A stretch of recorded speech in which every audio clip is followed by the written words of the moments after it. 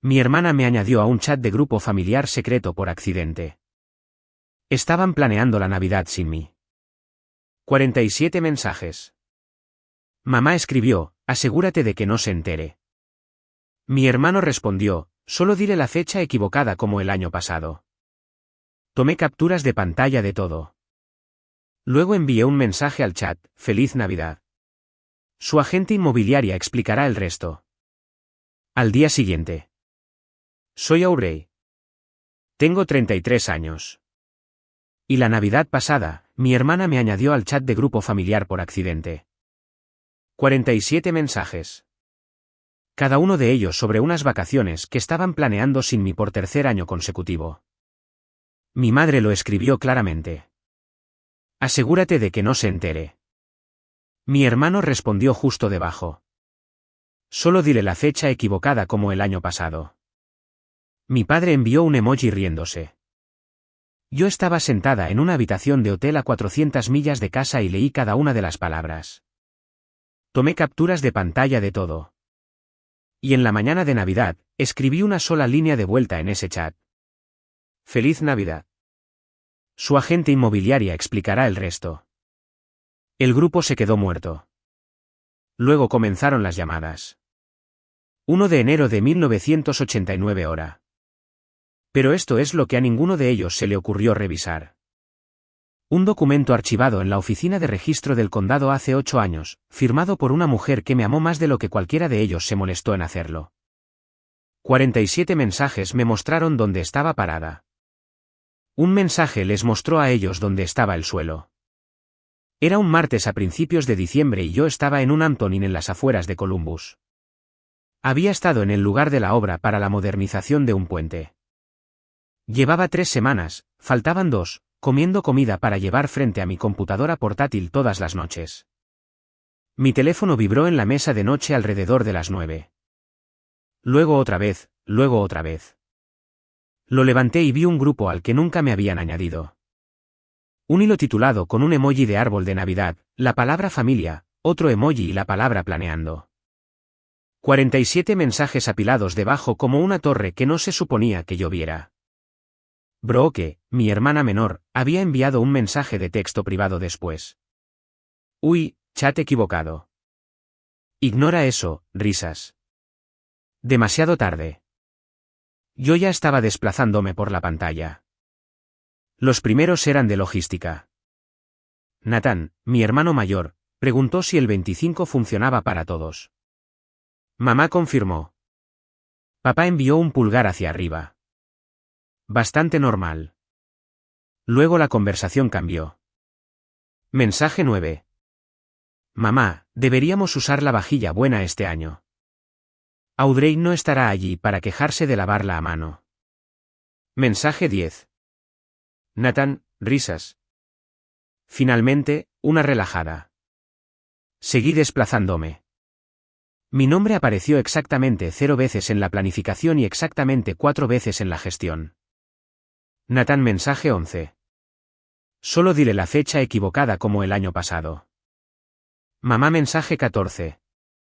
El 28. Di que haremos algo pequeño el 28. Papá mensaje 16. Una cara riendo. Brooke mensaje 22. ¿Y si se entera? Mamá 23. No lo hará. Nunca lo hace. Puse el teléfono sobre la colcha de poliéster. Lo levanté. Lo volví a dejar. 47 mensajes y ni uno solo me invitaba. 4 de ellos se aseguraban de que yo me mantuviera alejada. El teléfono vibró una vez más. Brooke otra vez por privado. ¿En serio? Solo ignóralo. No es nada. No respondí. Abrí el chat de grupo de nuevo y comencé a tomar capturas de pantalla desde el principio. Debería decirles quién soy porque es importante para lo que viene después. Soy ingeniera estructural.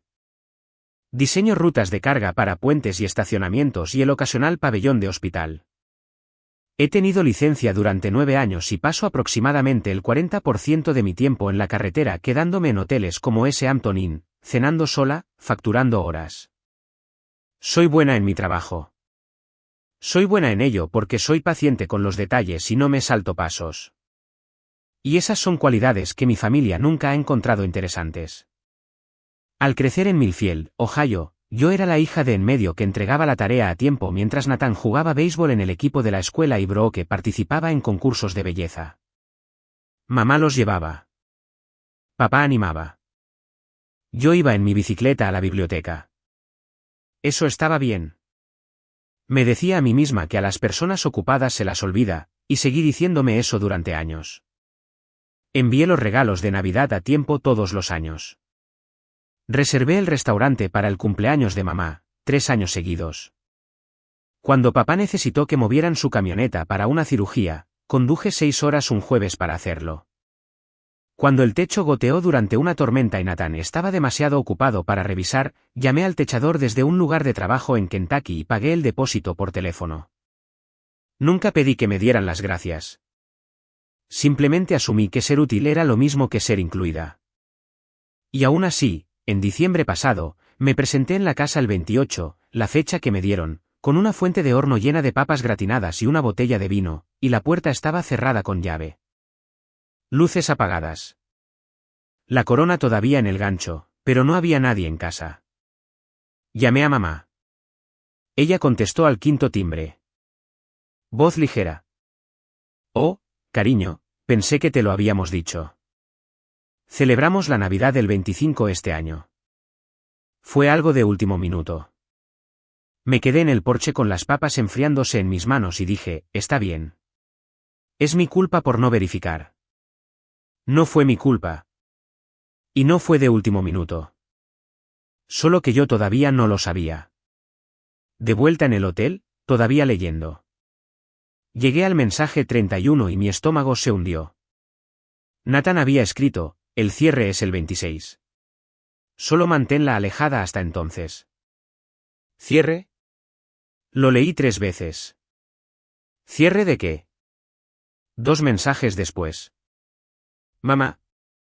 Karen dice que el comprador quiere hacer un recorrido la tarde de Navidad, así que necesitamos que el lugar esté vacío para el mediodía. Karen, un comprador, un recorrido. Estaban vendiendo algo, y fuera lo que fuera, necesitaban que yo no estuviera en el camino para hacerlo. Puse el teléfono boca abajo y me quedé mirando la pared, y en lo único que podía pensar era en la casa de mi abuela, la casa de la abuela Margaret, la casa de madera amarilla en Sycamore. 2 pisos. Un porche que rodeaba el lado sur como un brazo largo. Molduras blancas que papá volvía a pintar cada 5 años cuando todavía se molestaba en hacerlo. Un buzón con forma de granero que el esposo de la abuela construyó antes de que yo naciera.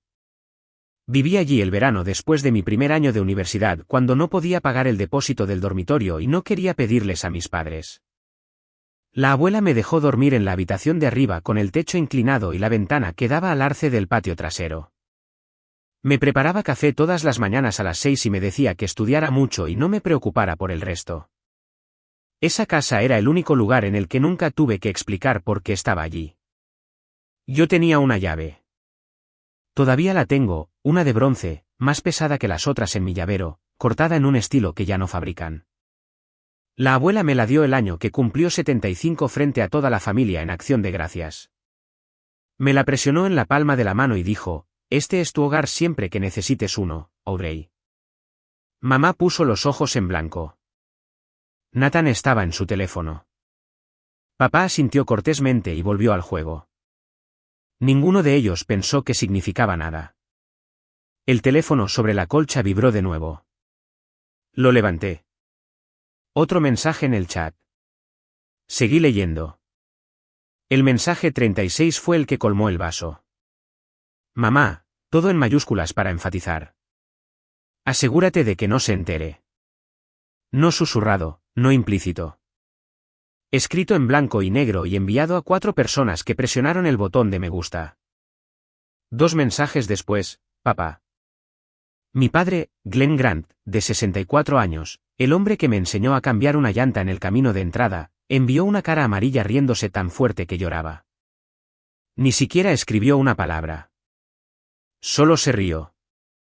Tomé captura de pantalla de ese 2 veces porque me temblaban las manos y la primera captura salió borrosa. Quiero ser clara sobre algo. No tomé capturas de pantalla de esos mensajes para usarlos como armas. Lo hice porque estaba sola en una habitación de hotel y mi pecho se estaba comprimiendo y necesitaba pruebas de que no me estaba inventando esto. He pasado años suavizando las cosas. Años diciéndome a mí misma que las invitaciones perdidas eran errores de programación y que las fechas equivocadas eran errores honestos. Y que el silencio después de dejar un mensaje de voz era solo porque todos estaban ocupados. 47 mensajes mataron todas las excusas que había construido. No me estaban olvidando. Se estaban coordinando a mi alrededor. Había un calendario, un comprador, una fecha de cierre y un plan para mantenerme ciega mientras hacían lo que fuera que estuvieran haciendo con la casa de la abuela Margaret. El único lugar que alguna vez sentí mío. Y habían construido el plan bajo la suposición de que yo nunca me resistiría, nunca cuestionaría, nunca verificaría, porque nunca lo había hecho. Ese era mi papel. La confiable y ausente que firmaba lo que le decían que firmara y aparecía cuando le decían que apareciera y desaparecía el resto del tiempo sin hacer ruido. Me senté en esa habitación de hotel hasta la medianoche, leyendo el hilo hacia adelante y hacia atrás, y lo que seguía dando vueltas era la palabra otra vez, como el año pasado, lo que significaba que el año pasado tampoco fue un accidente. Las papas, la puerta cerrada, la voz ligera en el teléfono. Todo era la misma jugada. Ejecutada 2 veces. Mi pulgar se mantuvo sobre el botón de llamada junto al nombre de mamá durante 11 segundos. Conté 11 segundos imaginando la conversación. Yo diría que vi el chat. Ella se quedaría callada. Luego lloraría. Luego me diría que estaba siendo dramática. Luego yo me disculparía por hacerla sentir mal, por hacerme sentir invisible. Ya había hecho esos cálculos antes. Conocía la respuesta. Así que retiré el pulgar y bloqueé el teléfono. Me senté en el borde de la cama con ambas manos planas sobre mis rodillas. La forma en que me siento cuando estoy leyendo un informe estructural que no cuadra, todavía concentrada, buscando la carga que no está donde debería estar. Y me hice una pregunta. ¿Qué están vendiendo exactamente? Porque aquí está el asunto. Nathan escribió, el cierre es el 26. Ese es un lenguaje de bienes raíces. Mamá mencionó un comprador y un recorrido. Karen es una persona que organiza esas cosas. Si estaban vendiendo la casa de la abuela Margaret, eso era un problema. Pero también era una pregunta. La abuela murió hace 3 años. La casa debería haber pasado por un proceso sucesorio o un fideicomiso o lo que sea que ella hubiera establecido. Y yo no sabía la respuesta porque nadie me lo había dicho nunca. Nadie me pidió que firmara nada. Nadie mencionó a un abogado de sucesiones, ni una fecha de cierre, ni un comprador hasta que 47 mensajes cayeron en mi regazo por accidente. Así que antes de decir una sola palabra a nadie, necesitaba saber a qué me estaba enfrentando realmente. No las emociones, el papel registrado, archivado y notariado. Encendí la lámpara. Abrí mi computadora portátil y escribí Oficina de Registro del Condado de Millfield en la barra de búsqueda. Mientras el sitio web del condado se cargaba lentamente, como siempre lo hacen los portales de gobiernos pequeños, desenganché mi llavero de mi bolso y lo sostuve bajo la lámpara. 4 llaves, mi apartamento, mi auto, el llavero de identificación de mi oficina y la de bronce. La llave de la abuela Margaret era más gruesa que las demás, un poco deslustrada, con una cabeza cuadrada que se clavaba en mi palma cuando la apretaba. La había llevado durante 8 años, nunca la quité del llavero, incluso después de que ella murió. Incluso después de que dejé de ir a la casa porque me dolía demasiado y porque de todos modos nadie me invitaba. La noche que me la dio, en acción de gracias, me apartó después de lavar los platos y mientras el fútbol americano estaba en la televisión y la casa olía a nuez moscada y jabón para platos. Toda la familia estaba en la sala de estar. Me acompañó a la puerta principal, quitó la llave de un gancho junto al armario de los abrigos y la presionó en mi mano. Este es tu hogar siempre que necesites uno, Aurey. Lo dijo lo suficientemente alto como para que mamá levantara la vista de su teléfono. Papá miró hacia nosotras. Nathan no lo hizo. Brooke tenía 12 años y estaba dibujando en una servilleta. Mamá había sonreído de la forma en que sonríe cuando piensa que alguien está siendo teatral. Un levantamiento apretado en las comisuras. Sin mostrar los dientes. Mamá, ella no es una vagabunda, dijo. La abuela no la miró. Me miró a mí. Guárdala. Asentí. No entendí entonces por qué lo dijo de esa manera, como si me estuviera entregando algo más pesado que una llave. Como si fuera un documento, no un gesto. La página del registro del condado finalmente se cargó. Escribí la dirección, calle Sycamore 412, Millfield, Ohio. La rueda de búsqueda giró. Puse la llave en el escritorio junto a la computadora portátil y esperé. El sitio del registro era básico. Una página blanca, enlaces azules, una barra de búsqueda que parecía no haber sido actualizada desde 2011. Obtuve una lista de documentos asociados con Sycamore 412, la escritura de compra original de 1974 cuando mis abuelos compraron el lugar, un refinanciamiento en 1998, una cancelación de hipoteca en 2009 y luego una entrada más. Una escritura de renuncia registrada hace 8 años con un número de documento en el que podía hacer clic. Hice clic en él. El escaneo tardó 30 segundos en cargarse. Granuloso, ligeramente inclinado en la página, de la forma en que siempre son los escaneos del condado. En la parte superior, escritura de renuncia. Otorgante, Margaret Ann Grant. Beneficiarias en plural. Línea 1, Diane Patricia Grant. Línea 2, Audrey Elizabeth Grant. Inquilinas en común. Lo leí una y otra vez. No estaba mirando una tradición familiar o un gesto sentimental. Estaba mirando un instrumento legal registrado que decía que yo era dueña de la mitad de esa casa. No simbólicamente, no emocionalmente. En papel, archivado en el condado, indexado y buscable por cualquier persona con un navegador y la dirección. Me recosté en la silla de escritorio barata y dejé que rodara 6 pulgadas. La abuela no solo me había dado una llave. Me había dado la escritura, y lo había hecho públicamente a través del canal adecuado con un sello notarial y un número de archivo porque debía haber sabido, que una llave se puede quitar, pero un documento registrado no se puede desaparecer por arte de magia. No había sido teatral. Había sido táctica, en silencio, con precisión, sin pedir permiso a nadie en la familia que le hubiera dicho que no lo hiciera. Revisé el resto de los archivos. No hubo transferencia posterior, ni escritura de mi parte a nadie más, ni orden judicial, ni renuncia a mi interés. Mi nombre todavía estaba en esa casa de la misma manera que había estado desde el día en que la abuela firmó el papel. Al registrador del condado no le importaba que yo no hubiera visitado en 3 años. Al registrador del condado no le importaba que mi familia hubiera dejado de ponerme un plato en la mesa. El registrador del condado solo sabía lo que estaba archivado. Y lo que estaba archivado decía que Audrey Elizabeth Grant era propietaria. Recuerdo el día que lo firmó. Yo tenía 25 años, estaba en casa para pasar el fin de semana porque la abuela me había llamado y pedido que fuera.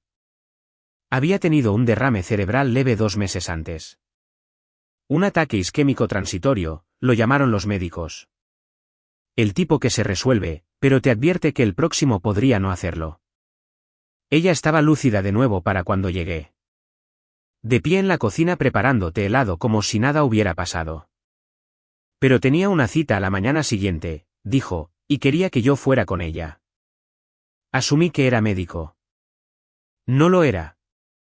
Condujimos a una pequeña oficina en la calle principal, un notario público que también trabajaba como preparador de impuestos. La abuela ya tenía los papeles redactados. Se sentó frente al notario y explicó con calma que quería agregarme al título de Sycamore 412. Inquilinas en común, dijo como si lo hubiera ensayado. Para que la casa no se enrede en un proceso de sucesión más adelante y para que Audrey tenga un lugar que sea suyo. Ella firmó. Yo firmé, el notario lo selló y dejamos el original en la oficina de registro de camino a casa. Todo el asunto tomó 40 minutos. Cuando regresamos a la casa, mamá estaba en la cocina. La abuela le dijo que no lo ocultaría. La cara de mamá se quedó inexpresiva. Estás poniendo a Audrey en la escritura, no a mí. La abuela sirvió 2 vasos de té y me entregó uno. Tú ya estás en ella, Diane. Ahora Aurey también. Mamá apretó la mandíbula. Esto es dramático, mamá. Ella ni siquiera vive aquí. La abuela no discutió. Solo dijo, el papel está archivado. Está hecho. Recuerdo haberme sentido incómoda como si me hubieran entregado un regalo que no me había ganado frente a alguien que pensaba que no lo merecía. Le di las gracias a la abuela y cambié de tema. No entendí lo que realmente me había dado. Ahora sí. De vuelta en el hotel a las 2 de la mañana, tenía el escaneo de la escritura abierto en una pestaña y las capturas de pantalla del chat de grupo en otra.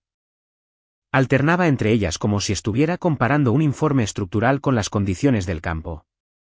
La escritura decía que yo era copropietaria. El chat decía que estaban vendiendo. Y las matemáticas eran simples. No se puede vender fácilmente una casa cuando el nombre de otra persona está en el título. Eso no es un vacío legal ni un tecnicismo. Es la ley de propiedad.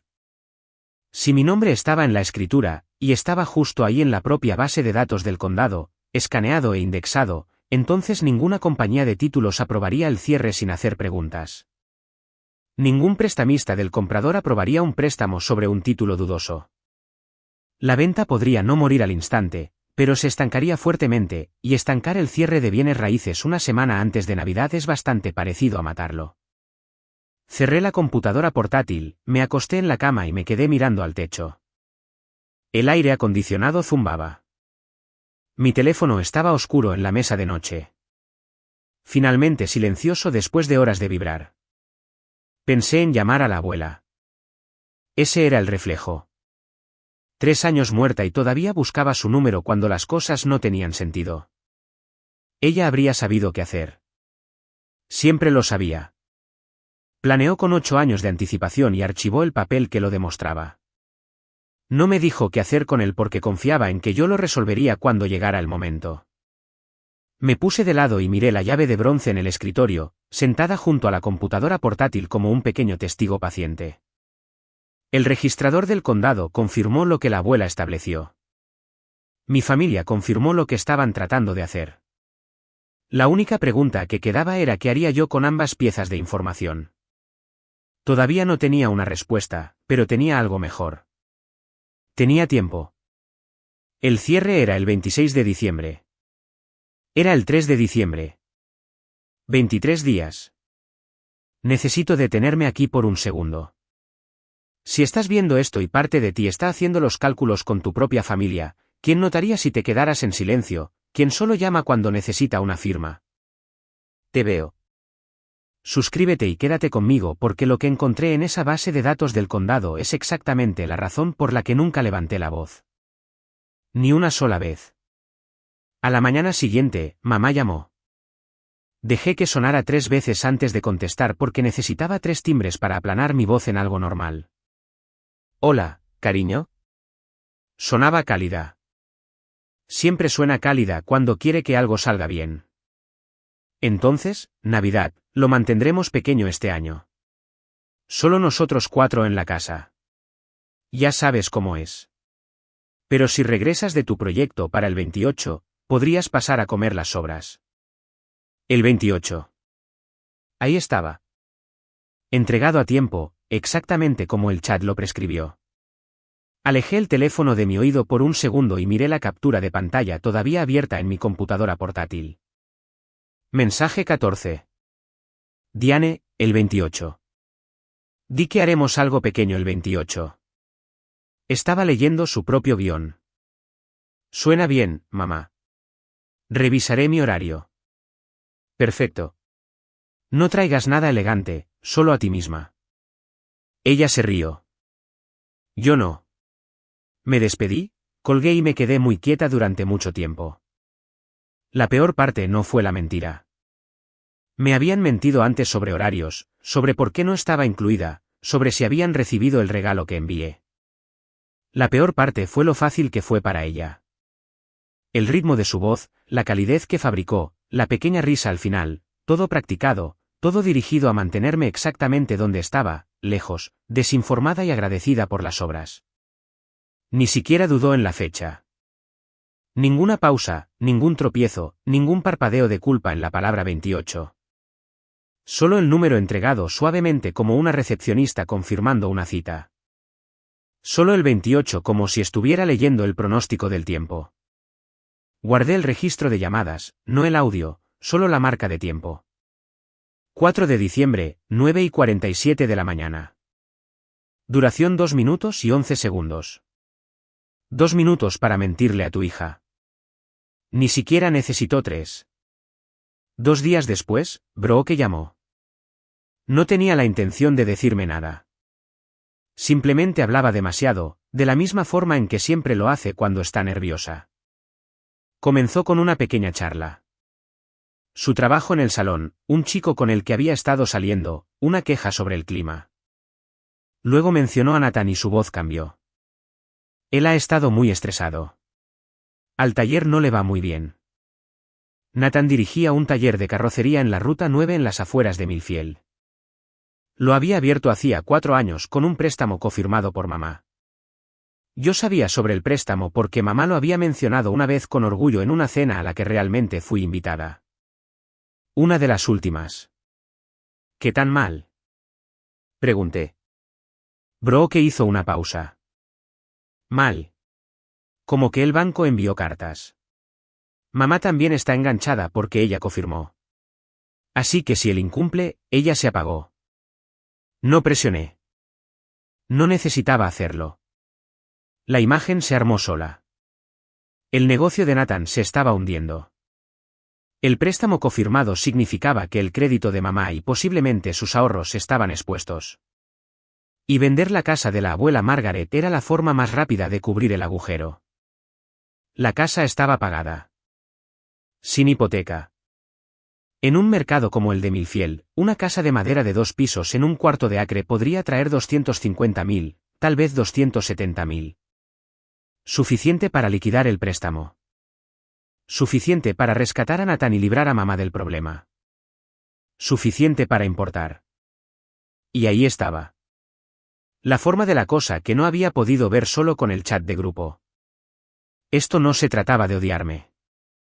No era personal de la manera en que una bofetada es personal. Era un triaje financiero.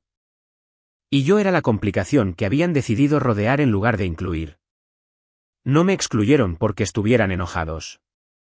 Me excluyeron porque involucrarme significaría admitir que necesitaban algo de mí. Y admitir eso significaría tratarme como alguien cuya respuesta importaba. Esa era la parte que no podían soportar. Todo lo que necesitaban para cerrar era una firma que asumían que entregaría sin leer la letra pequeña. O mejor aún, una firma que podrían evitar necesitar si simplemente me mantenían fuera de la habitación por completo. Brooke volvió a la pequeña charla. La dejé. Antes de que colgáramos, dijo algo que se me quedó grabado. Simplemente no pensamos que te importaría el viejo lugar. Le di las buenas noches y escribí la frase en la libreta del hotel, palabra por palabra. 10 de diciembre, llevaba una semana de regreso en el sitio del puente, manejando horarios de barras de refuerzo durante el día y leyendo leyes de bienes raíces por la noche. Descargué el escaneo completo de la escritura del sitio web del registro del condado y lo guardé en una carpeta en mi escritorio llamada Sycamore 412. El documento tenía 2 páginas. Página 1, el lenguaje estándar de renuncia de propiedad. La otorgante Margaret Ann Grant por la presente renuncia a Diane Patricia Grant y Audrey Elizabeth Grant como inquilinas en común. La propiedad descrita a continuación. Luego la descripción legal, número de lote, identificación de parcela fiscal, todo registrado y sellado. Página 2, la firma de la abuela, la mía, el sello del notario, la fecha de presentación. Imprimí ambas páginas en la impresora del centro de negocios del hotel y las puse en una carpeta manila. Sostuve la carpeta en mis manos durante mucho tiempo. No pesaba casi nada. Inquilinas en común. Ya lo había buscado cuidadosamente para entonces. Significaba que Diane y yo poseíamos cada una un interés indiviso en la propiedad. No la mitad de la cocina y la mitad del patio, la mitad de todo. Y la parte crítica, ninguna de las dos podía vender toda la propiedad sin el consentimiento de la otra. Diane no podía transferir mi interés. No podía firmar por mí. No podía cerrar una venta que transfiriera el 100% de Sycamore 412 a un comprador a menos que yo también firmara la escritura de venta. Si lo intentaba, la compañía de títulos lo marcaría en el momento en que ejecutaran la búsqueda del título, lo que significaba una de dos cosas. O no le habían dicho a la compañía de títulos acerca de mí, o lo habían hecho, y el plan era obtener mi firma por separado, en silencio, enmarcada como otra cosa. Cerré la carpeta Manila y la puse en mi bolso de trabajo junto a la llave de bronce.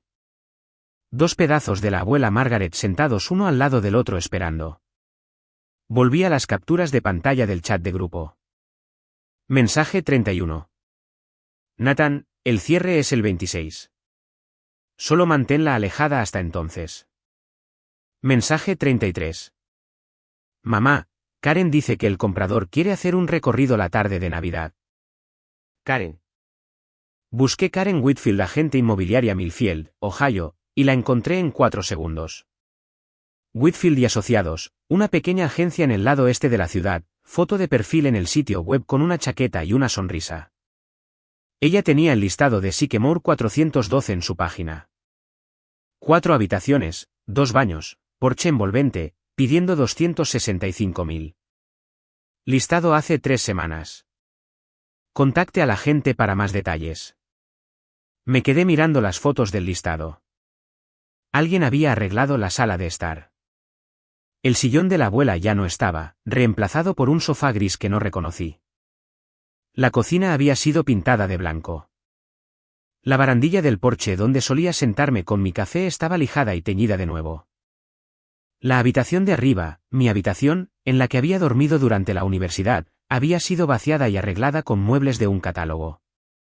Habían borrado a la abuela de la casa antes de siquiera venderla. ¿Habían estado preparando esto durante semanas, tal vez meses? Y el cierre era el 26 de diciembre. El día después de la reunión de Navidad de la que me estaban alejando. Hice los cálculos. No me habían olvidado. No me habían excluido porque yo fuera un inconveniente o aburrida o estuviera demasiado ocupada para molestar. Me habían excluido porque mantenerme alejada de la casa era un requisito logístico para la venta. Si me presentaba en Navidad, podría ver la puesta en escena. Podría preguntar por qué los muebles eran diferentes. Podría notar la caja de seguridad en la puerta principal. La fecha equivocada no era crueldad por sí misma. Era gestión de proyectos. Yo era una variable que necesitaban controlar. Cerré la pestaña del listado, abrí un documento en blanco y escribí una línea. No reacciones. No te enfrentes. Deja que el sistema funcione. Luego guardé el archivo, cerré la computadora portátil y me fui a la cama. No dormí. 12 de diciembre, llamé a un abogado de bienes raíces.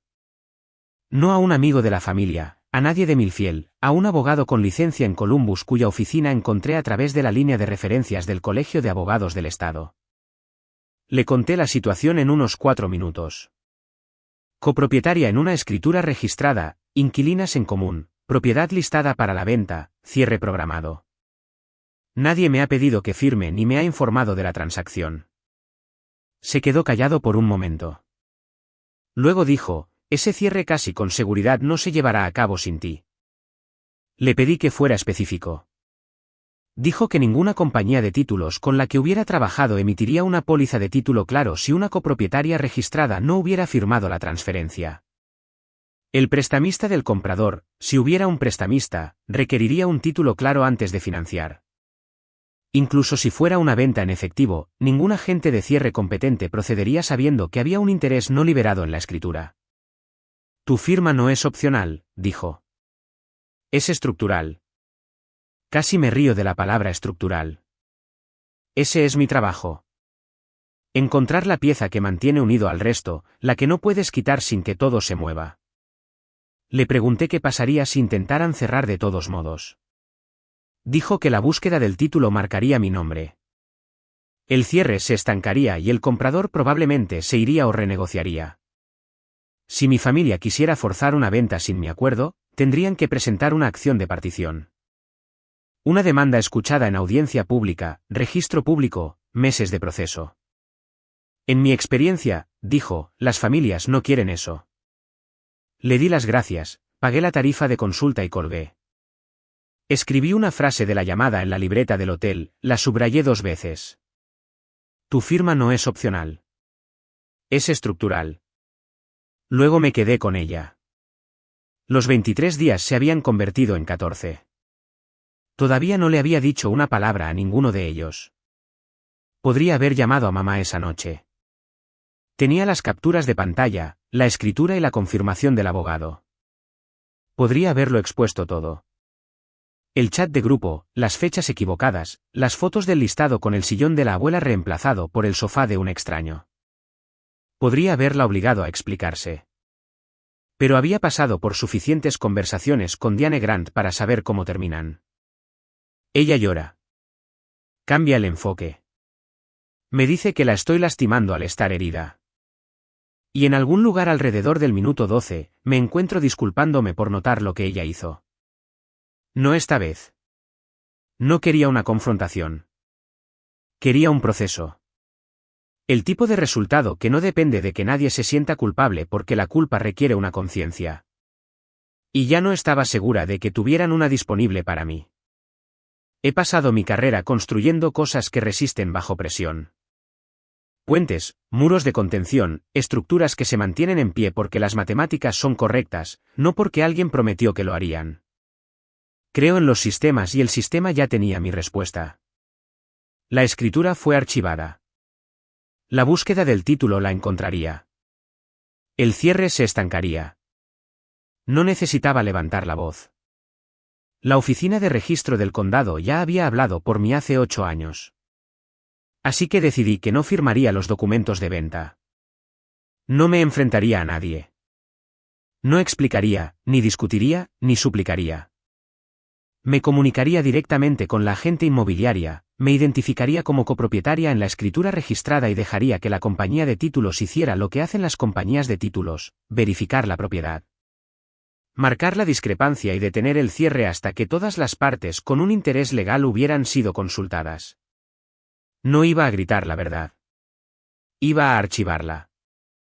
Y en la mañana de Navidad, después de que se hubieran reunido en la casa, brindado por su éxito y felicitado a sí mismos por mantenerme ciega, enviaría un mensaje a ese chat de grupo, el que accidentalmente me habían dejado ver, y dejaría que el sistema se encargara del resto. Un mensaje. Eso era todo lo que necesitaría. Todavía no conocía las palabras, pero conocía la forma de ellas. Cortas, calmadas y apuntando a un lugar con el que no podían discutir. Cogí la llave de bronce y le di la vuelta en mis dedos. 14 días. 15 de diciembre. Escribí un correo electrónico a Karen Whitfield en Whitfield y Asociados. Lo mantuve profesional, el mismo tono que uso cuando envío un informe de campo a un contratista general. Estimada señorita Whitfield, mi nombre es Audrey Grant. Le escribo en relación a la propiedad en la calle Sycamore 412, Millfield, Ohio. Actualmente listada a través de su oficina. Soy copropietaria registrada de esta propiedad como inquilina en común según una escritura de renuncia archivada en el registro del condado hace 8 años. No he sido contactada con respecto a la venta pendiente ni se me ha pedido que firme ningún documento de transferencia. Agradecería la confirmación del estado de la transacción y una aclaración sobre cómo se está abordando mi interés de propiedad en el proceso de cierre. Me pueden contactar en este correo electrónico o por teléfono. Lo leí 3 veces, verifiqué el número de registro de la escritura, adjunté la copia escaneada y lo envié. Karen Whitfield me llamó 4 horas después. Su voz era profesional pero tensa. La voz de alguien recalculando un trato en tiempo real. Señorita Grant, gracias por comunicarse. He revisado la escritura que adjuntó y también he extraído el informe de título. Necesito verificar algunas cosas con la compañía de títulos. ¿Puedo devolverle la llamada? Volvió a llamar a la mañana siguiente. La búsqueda del título confirmó mi nombre en la escritura. El cierre, dijo cuidadosamente, no podría proceder tal como está estructurado actualmente sin mi participación. Preguntó si había estado en contacto con la otra propietaria, Diane Grant, sobre la venta. No, dije. Me enteré de esto a través de otros canales. Una pausa. Ya veo. Tendré que informar a la vendedora y al agente del comprador que hay un problema de propiedad no resuelto. Está bien, dije. Preferiría que toda comunicación relacionada con la propiedad pase por los canales adecuados. Le di el contacto de mi abogado. Me dio las gracias y colgó. La mecha estaba encendida. No necesitaba volver a tocarla. Pausa rápida. Si has llegado hasta aquí, ya sabes que no le voy a gritar a nadie. Esa no es la victoria. La victoria es más silenciosa y se acerca. Presiona suscribir para que no te pierdas cómo una línea en un chat de grupo termina un cierre que vale más que todo el negocio de mi hermano. Bien. Mañana de Navidad, 19 de diciembre. Un PDF llegó a mi correo electrónico de mamá. Sin línea de asunto, solo un archivo adjunto etiquetado documentos-de-limpieza-de-patrimonio, PDF y un mensaje de una línea. Aurey, ¿puedes firmar esto y devolverlo antes del 24? Solo papeleo de patrimonio de rutina del fideicomiso de la abuela. Gracias, mamá. Abrí el PDF en mi computadora portátil y la primera página no era papeleo de patrimonio de rutina. Era una escritura de venta, un documento de transferencia que cedía todo interés en la calle Sycamore 412 de Diane Patricia Grant y Aurey Elizabeth Grant a un comprador llamado Gerald Fass por un precio de compra de $265.000. Mi línea de firma estaba en la página 4, marcada con una pestaña amarilla y la palabra «firmar» en la letra de broque. Reconocí la letra en forma de bucle. El precio de compra estaba en la lista. El nombre del comprador estaba allí. La descripción legal coincidía con Sycamore 412 hasta el número de lote. La página 5 era un calendario de desembolsos que mostraba que las ganancias iban a una sola cuenta bancaria. La de mamá, no dividida, no compartida. El 100% del precio de venta menos los costos de cierre dirigidos a Diane Patricia Grant. Mi nombre estaba en la línea de firma, pero en ninguna parte de la sección de pago. No solo querían que yo renunciara a mi propiedad con mi firma. Querían que lo hiciera gratis. Ni siquiera habían intentado ocultar lo que era. Simplemente apostaron a que yo no lo leería. Solo pon tus iniciales donde están las pestañas, cariño. No lo pienses demasiado. Eso es lo que diría mamá si llamara para preguntar. Podía escuchar la frase en su cabeza. Completamente formada, lista para ser desplegada. Querían mi firma en un documento que borraría mi propiedad del único lugar que alguna vez sentí como un hogar. Y lo envolvieron en un PDF llamado Limpieza de Patrimonio y lo enviaron 4 días antes de Navidad como si fuera una tarjeta navideña. Guardé el archivo. Se lo reenvié a mi abogado. Y no firmé. Tampoco respondí al correo electrónico de mamá. Lo dejé reposar en mi bandeja de entrada, leído pero sin responder, de la misma manera en que me habían dejado de pie en un porche con una fuente de horno el diciembre pasado, reconocida lo suficiente para confirmar que yo existía, y luego ignorada. Esa noche, sostuve la llave de bronce en mi puño cerrado y me senté en la cama del hotel en la oscuridad. La escritura de venta seguía abierta en la pantalla de la computadora portátil, brillando con una luz azul blanca a través de la habitación. Pensé en la abuela Margaret. No en la versión legal, no en la otorgante de una escritura de renuncia, sino en la real. La mujer que preparaba té helado sin medir, que tenía una pila de crucigramas junto a la puerta trasera, que notaba cuando yo estaba callada y que nunca, ni una sola vez, me dijo que era demasiado sensible por notar lo que notaba. Ella firmó esa escritura porque vio venir esto. Tal vez no los detalles, no el taller en quiebra de Nathan o la desesperación de mamá o el chat de grupo o el PDF disfrazado de papeleo de rutina, sino la forma de todo. Vio que yo sería a la que rodearían. Y puso mi nombre en la única cosa que no podrían gastar sin mí. Eso no era sentimentalismo. Eso era ingeniería. La llave en mi mano estaba caliente por sostenerla. Abrí la palma y la miré. La cabeza cuadrada, el bronce deslustrado, los dientes cortados para una cerradura que aún funcionaba en una puerta que no había abierto en 3 años. Ya no era un recuerdo. Era un título de propiedad. Era la prueba de que alguien me había mirado y dicho, no con palabras, sino con un sello notarial, ella pertenece aquí. Cerré la mano alrededor de ella de nuevo. Todavía no había respondido al correo electrónico de mamá. Todavía no había firmado nada. Y en 6 días, Karen Whitfield iba a entrar en una reunión de cierre y decirle a mi familia que la venta no podía continuar porque la mujer a la que habían borrado de la lista de invitados estaba escrita en la escritura. Escribí mi único mensaje en el campo de borrador del chat y lo guardé. Lo enviaría la mañana de Navidad, el 23 de diciembre. Había terminado el proyecto del puente 2 días antes. Mi líder de equipo dijo que podía ir a casa para las vacaciones si quería. Conduje de regreso a mi apartamento en Columbus en lugar de a Millfield. Desempaqué, lavé la ropa, regué la planta de la encimera de mi cocina que de alguna manera seguía viva, y me senté en mi propio escritorio por primera vez en un mes. La carpeta manila estaba en mi bolso.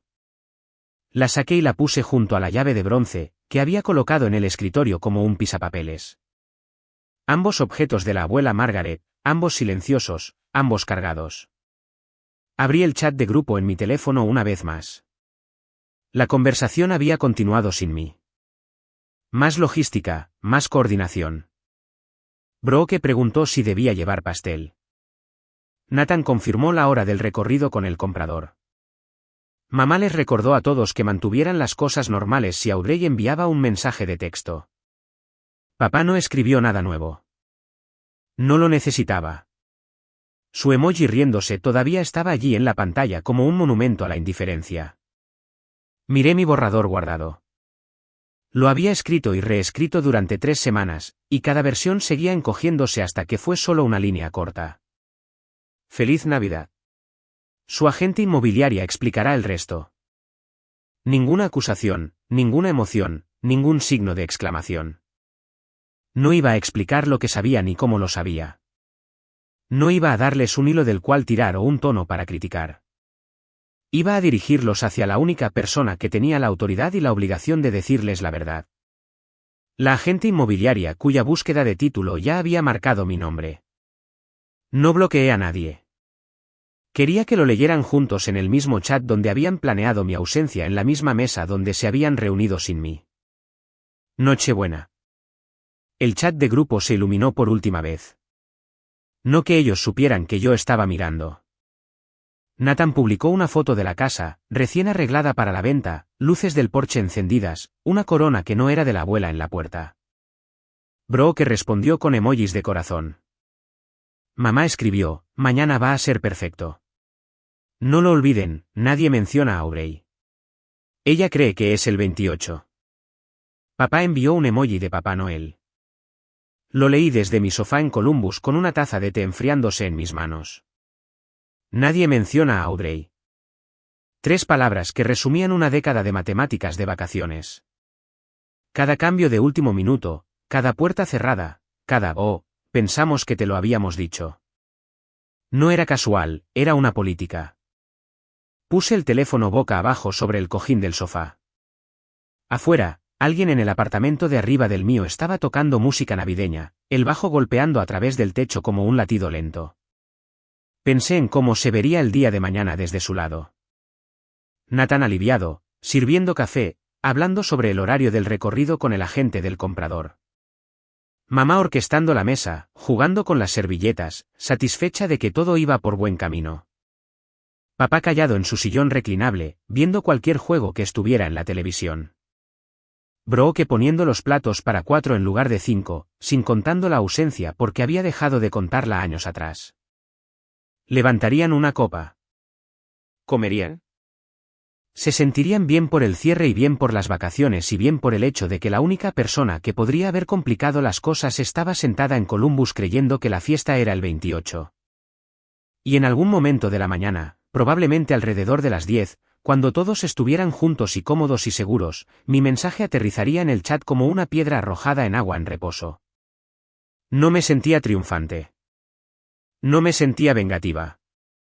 Me sentía de la misma manera que me siento cuando un informe de inspección de un puente regresa y los números son exactamente lo que el dibujo decía que serían. Claro, verificado, hecho. Lavé mi taza, programé mi alarma para las 7 y me fui a la cama temprano. La llave de bronce estaba en la mesa de noche. La carpeta manila estaba en el cajón de mi escritorio. Mañana, el papel hablaría por sí mismo. Mañana de Navidad. Me desperté a las 7, preparé café y me senté en mi escritorio. Abrí el chat de grupo. Los mensajes ya estaban fluyendo. Feliz Navidad de Brooke con un emoji de árbol. Buenos días familia de Nathan. Una pegatina de bastón de caramelo de papá. Mamá envió una foto de la mesa del comedor puesta para 4. Platos blancos, servilletas rojas, velas, 4 sillas, 4 lugares. Los conté de la misma manera que cuento el espacio de las barras de refuerzo en un dibujo, con precisión, sin emoción, porque el número es el número. A las 9:48 de la mañana, toqué el borrador que había guardado 3 semanas antes y presioné enviar. Feliz Navidad. Su agente inmobiliaria explicará el resto. Una línea, sin emoji, sin drama de puntuación, solo una oración y un punto. Puse el teléfono en el escritorio, con la pantalla hacia arriba, y observé. El indicador de escritura apareció debajo del nombre de Brooke, luego desapareció, luego apareció debajo del nombre de mamá, luego desapareció. El de Nathan apareció durante 10 segundos completos, desapareció. Nadie envió una palabra. El chat que había estado zumbando de alegría hace 4 minutos se quedó en absoluto silencio. El tipo de silencio que no significa que nadie tenga nada que decir, sino que significa que todos tienen demasiado. Cogí mi café. Todavía estaba caliente. Tomé un sorbo y esperé. 30 segundos, 1 minuto, 2 minutos. La burbuja de escritura apareció y desapareció 6 veces más. Nadie podía descifrar qué decir porque mi mensaje no les daba nada con lo que discutir. No acusé. No lloré. No expliqué cómo lo sabía. Simplemente los apunté a la única persona que tenía el papeleo frente a ella, Karen Whitfield, quien para entonces ya había dejado un mensaje de voz a mi madre explicando que el título tenía un problema de copropiedad no resuelto y que el cierre del 26 de diciembre quedaba suspendido a la espera de una revisión adicional. El teléfono permaneció en silencio durante 4 minutos más. Luego comenzó a sonar. Nathan llamó primero. Dejé que fuera al buzón de voz. Llamó de nuevo. Buzón de voz. Brooke intentó luego 3 veces en 90 segundos. Observé la pantalla como si estuviera monitoreando un sismógrafo. Luego mamá. Su nombre parpadeó una y otra vez. Llamada tras llamada. El teléfono vibraba tan fuerte que se deslizaba 1 pulgada por el escritorio cada vez. No contesté. Papá envió un mensaje de texto. El primer mensaje de texto real que me había enviado en meses. Llama a tu madre. Lo leí y volví a dejar el teléfono. Las llamadas seguían llegando. Abrí una aplicación de notas y comencé un conteo porque soy ingeniera y eso es lo que hago con los datos. Los rastreo. Nathan, 14 llamadas en los primeros 20 minutos. Brooke 9. Mamá 22. Papá, 3 llamadas. 2 mensajes de texto más. Ambos solo decían llama a casa. Brooke envió un mensaje privado. Audrey, ¿qué significa eso? ¿Qué agente inmobiliaria? Por favor devuélveme la llamada. No respondí. Mamá dejó un mensaje de voz. Lo reproduje una vez. Su voz era aguda, quebrada, rápida. Audrey, no sé qué crees que sabes, pero necesitas llamarme ahora mismo. Este es un asunto familiar, y lo estás sacando de proporción. Sacando de proporción. La mujer que orquestó una campaña de 3 años de fechas falsas y exclusión gestionada me estaba diciendo que estaba exagerando. Lo reproduje una segunda vez, no porque necesitara escucharlo de nuevo, sino porque quería asegurarme de que la transcripción se guardara correctamente. ¿Lo hizo? Nathan dejó uno, también. Más corto, más enojado. No tenías derecho a ir a nuestras espaldas. Llámame. A sus espaldas. Como si el chat de grupo que se suponía que nunca debía ver fuera el frente. Tomé una captura de pantalla de la transcripción del correo de voz y la guardé junto a los 47 mensajes y el escaneo de la escritura y el PDF de limpieza de patrimonio. El teléfono seguía vibrando. A las 10:48, exactamente una hora después de haber enviado el mensaje, el recuento era de 89 llamadas. 89.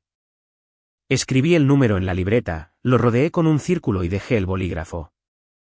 Durante 3 años, no pudieron molestarse en marcar mi número en Navidad. Ahora, no podían parar. Esto es lo que supe después, armado a partir de la versión de Brooke y de lo que Karen Whitfield confirmó a través de mi abogado. Karen había dejado un mensaje de voz para mamá el 23 de diciembre, una cortesía profesional. La búsqueda del título había marcado a una copropietaria, a mí, que no había sido consultada ni incluida en el proceso de venta. Karen recomendó pausar el cierre hasta que el problema se resolviera. Mamá no le dijo a nadie. Asumió que podría manejarlo después de Navidad. Supuso que llamaría a Karen el 26, lo suavizaría, tal vez le diría que yo estaba distanciada y que no sería un problema. Ella no me llamó. No mencionó el mensaje de Karen a Nathan ni a papá ni a Brooke. Lo enterró de la misma manera que había enterrado cada complicación que yo representaba. En silencio, con confianza, en su propio horario. Luego mi mensaje aterrizó en el chat y el mensaje de voz de Karen dejó de ser un problema que podía posponer y se convirtió en una crisis que no podía contener. Nathan llamó a Karen a las 10:15 en la mañana de Navidad. Karen, para su crédito, fue mesurada. Le dijo lo que ya le había dicho a mamá. El título mostraba 2 propietarios. Solo una había autorizado la venta y el cierre no podía proceder hasta que la otra copropietaria, Audrey Elizabeth Grant, ya sea que consintiera en la transacción o las partes llegaran a una resolución legal. Nathan preguntó qué significaba una resolución legal. Karen explicó que una acción de partición presentada en el tribunal, escuchada por un juez, un asunto de registro público. Ella dijo que podría tomar meses. Dijo que el comprador ya había sido informado y estaba considerando retirar la oferta. Nathan colgó. Según Brooke, regresó al comedor, puso su teléfono en la mesa entre los platos blancos y las servilletas rojas y dijo, ella está en la escritura. Todo el asunto está muerto. Mamá se sentó. Su mano fue a su boca. Papá se quedó mirando su plato. El mismo hombre que había enviado un emoji riéndose 3 semanas antes ahora no tenía nada en absoluto en su rostro. Brooke dijo que la habitación se quedó en silencio durante 1 minuto completo. Nadie tocó la comida. Las velas que mamá había encendido todavía estaban ardiendo, la cera acumulándose en los candelabros. Finalmente, Nathan dijo, necesitamos un abogado. La barbilla de mamá tembló. Ella está arruinando todo. Lo dijo 2 veces. Nadie no estuvo de acuerdo y nadie la corrigió.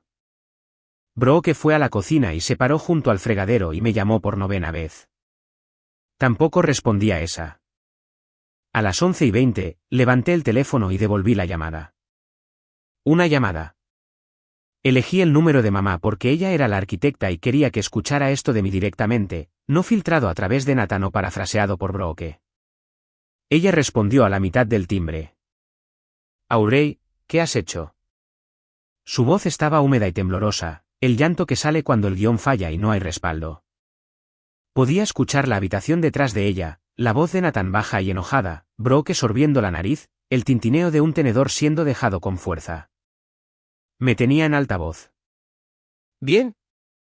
Quería que todos escucharan esto. No he hecho nada, mamá. Karen Whitfield hizo una búsqueda de título, lo cual es estándar. Encontró mi nombre en la escritura, que ha estado registrada durante 8 años. Y pausó el cierre, que es lo que hacen las compañías de títulos cuando hay un problema de propiedad. Mi voz era uniforme.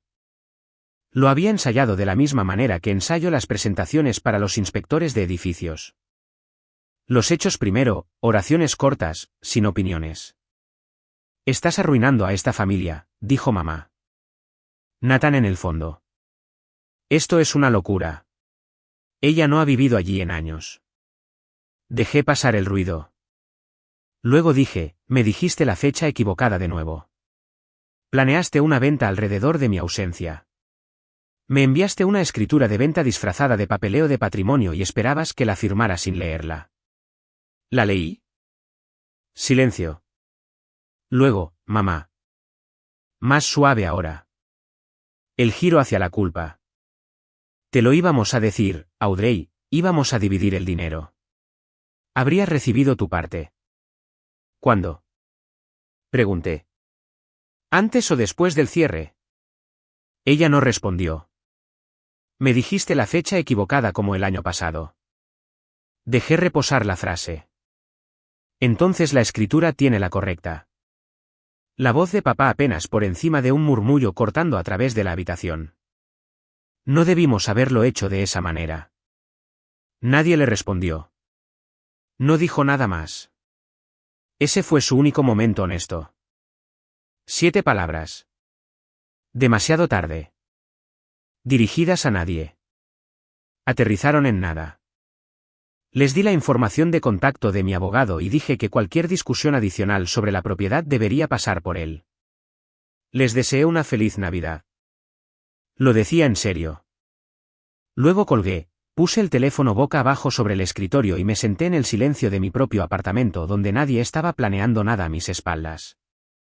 El cierre del 26 de diciembre no ocurrió. Gerald Fass, el comprador, retiró su oferta 2 días después de Navidad. Su agente citó el problema del título no resuelto y dijo que su cliente no estaba interesado en esperar un proceso legal con un cronograma incierto. Karen Whitfield llamó a mi abogado el 28, el día que se suponía que debía haberme presentado para comer las sobras, y confirmó que el listado estaba siendo retirado en espera de la resolución de la disputa de copropiedad.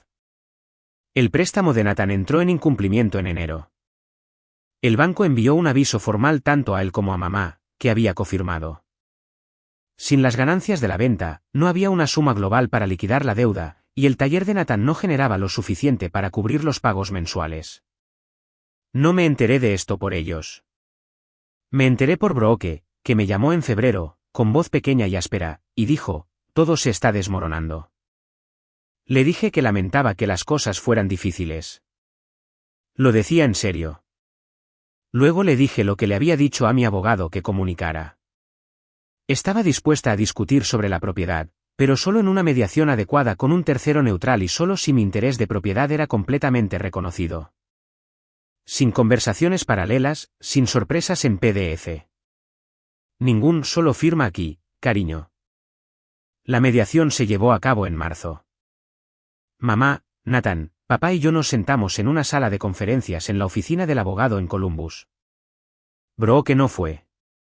Dijo que no podía soportarlo, lo cual era honesto. Mamá lloró 2 veces durante la primera hora. La primera vez fue estratégica. Las lágrimas que usa para señalar que ella es la víctima.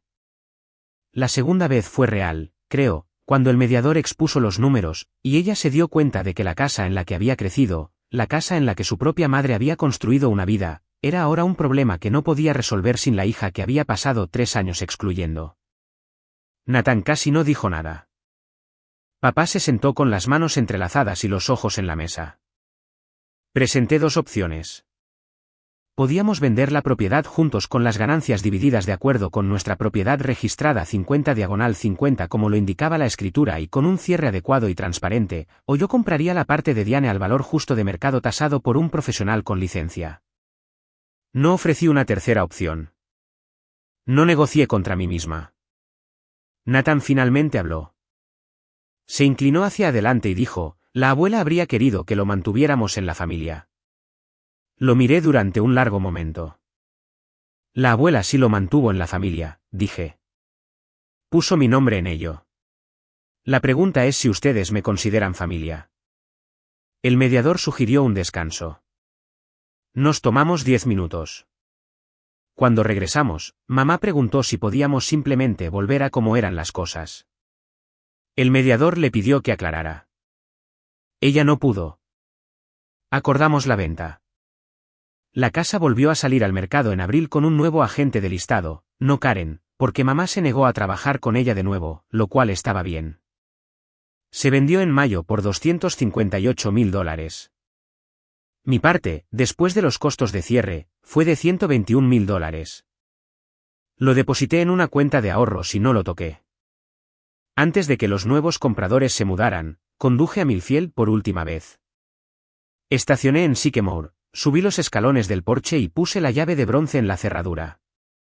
todavía encajaba. La puerta se abrió a una casa vacía que olía a pintura fresca y esmalte para madera. Me quedé en la sala de estar donde solía estar el sillón de la abuela y no lloré. Solo miré a mi alrededor, di las gracias a nadie y a todos, y cerré la puerta detrás de mí.